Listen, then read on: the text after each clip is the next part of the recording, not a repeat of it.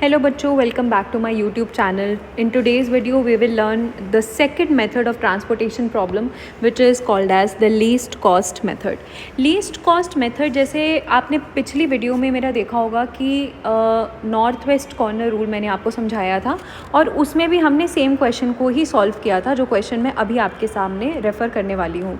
इस क्वेश्चन और दूसरे क्वेश्चन में फ़र्क क्या है? देखिए क्वेश्चन के अंदर नाम जो लिखा हुआ है इस मेथड का that is the least cost method. Least cost से आप ये समझ सकते हैं कि जो टेबल में सबसे छोटी वैल्यू होगी that will be our least cost. तो इस क्वेश्चन को सॉल्व करने के लिए फर्स्ट स्टेप सेम रहेगा, दैट इज़ हमें चेक करना है कि हमारा टेबल कहीं अनबैलेंस्ड तो नहीं है. बैलेंस अनबैलेंस चेक करने के लिए मैंने आपको क्या सिखाया था कि हमारे पास जो वैल्यू है डिमांड की और सप्लाई की, इन सब वैल्यूज़ को हम ऐड करके देखेंगे. यहाँ से 11 + 13 + 19 अगर हम लोग करते हैं तो वी गेट वैल्यू इज़ 43.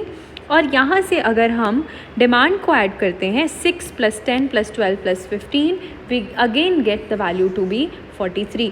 तो इसका मतलब है कि हमारी जो प्रॉब्लम है that is a balanced problem. Now to solve this question using the least cost method, what we have to do is least cost method को solve करने के लिए हमें टेबल के अंदर से सबसे छोटी वैल्यू को आइडेंटिफाई करना होता है. हमारे टेबल में सबसे छोटी वैल्यू जो है वो क्या है? तो ध्यान से अगर हम देखेंगे तो हमारे टेबल में सबसे छोटी वैल्यू इज़ 3. तो ये हमारा सबसे पहला टपल होगा जिसको हम कंसिडर करेंगे. After that we solve the question same as we are solving the north west corner. तो सप्लाई की तरफ देखेंगे अगेन, फिर हम डिमांड की तरफ देखेंगे. इन दोनों वैल्यूज़ में से सबसे छोटी वैल्यू क्या है? हमारे पास फ़िलहाल is 11. So 11 is the smallest value.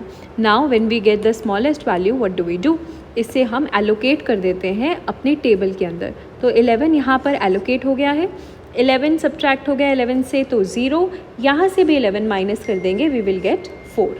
तो हमारे पास फिर उसके बाद जो डिमांड या सप्लाई में से जो भी वैल्यू 0 हो जाती है हम उसे क्रॉस आउट कर देते हैं. यहाँ पर इस केस में S1 जो है वो हमारा ख़त्म हो चुका है तो हम इसे क्रॉस आउट कर देंगे.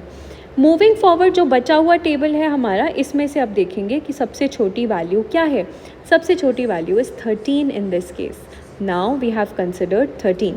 13 के कॉरिस्पॉन्डिंग डिमांड देखेंगे, 13 के कॉरिस्पॉन्डिंग सप्लाई देखेंगे. इन दोनों में से सबसे छोटी वैल्यू कौन सी है? इन दोनों में से सबसे छोटी वैल्यू मेरे बच्चे इज़ 4. तो 4 को हम एलोकेशन दे देंगे. 4 यहाँ से भी माइनस हो जाएगा और 13 में से 4 चला जाता है तो 9 बचेगा हमारे पास. अब हमारे पास डिमांड और सप्लाई में से जो 0 हो चुका है उसे हम कैंसिल आउट कर देंगे. इस केस में D4 कैंसिल आउट हो गया. बचे हुए टेबल में से again we will find the smallest value. Now the smallest value is 1 4 14. 14 के कॉरिस्पॉन्डिंग आप लोग देखेंगे डिमांड और सप्लाई. तो हमारे पास क्या है सबसे छोटी वैल्यू? 9 है हमारे पास सबसे छोटी वैल्यू. तो 9 को हम एलोकेट कर देंगे यहाँ पर. यहाँ से भी 9 ख़त्म हो गया और 12 में से 9 ख़त्म होता है तो 3 बचता है हमारे पास. डिमांड और सप्लाई में से S2 जो है वो 0 हो चुका है तो S2 को हमने कैंसिल आउट कर दिया. अब हमारे पास 3 वैल्यूज़ बची हैं, 32, 27 एंड 18. इसमें से सबसे छोटी वैल्यू 18 है तो 18 is our least cost, right. तो अब यहाँ पर डिमांड की तरफ देखिए, सप्लाई की तरफ देखिए. The smallest value is 3.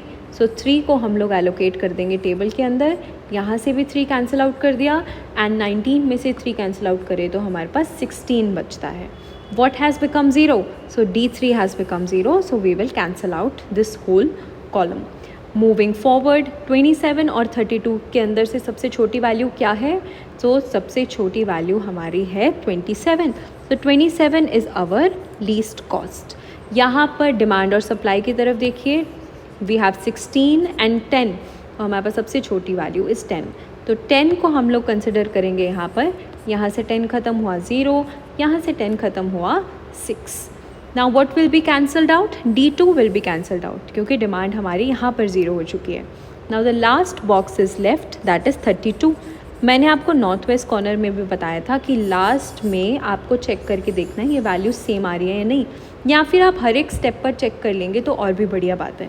तो हमारे पास 6 वैल्यू आ रही है which is same in both the cases. This means हमारा क्वेश्चन बिल्कुल ठीक जा रहा है. तो 6 को हम एलोकेशन दे देंगे यहाँ से भी 0 हो गया और यहाँ से भी 0 हो गया।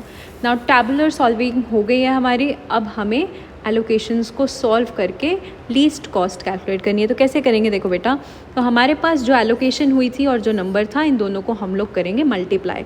सो 3 multiplied by 11 plus 14 multiplied by 9 plus 13 multiplied by 4 plus 32 multiplied by 6, 27 multiplied by 10 and 18 multiplied by 3।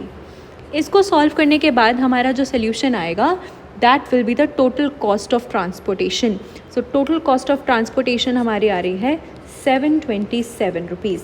So this is the total cost of transportation when we solve the question we are using least cost method. I hope आपको question समझ आया है।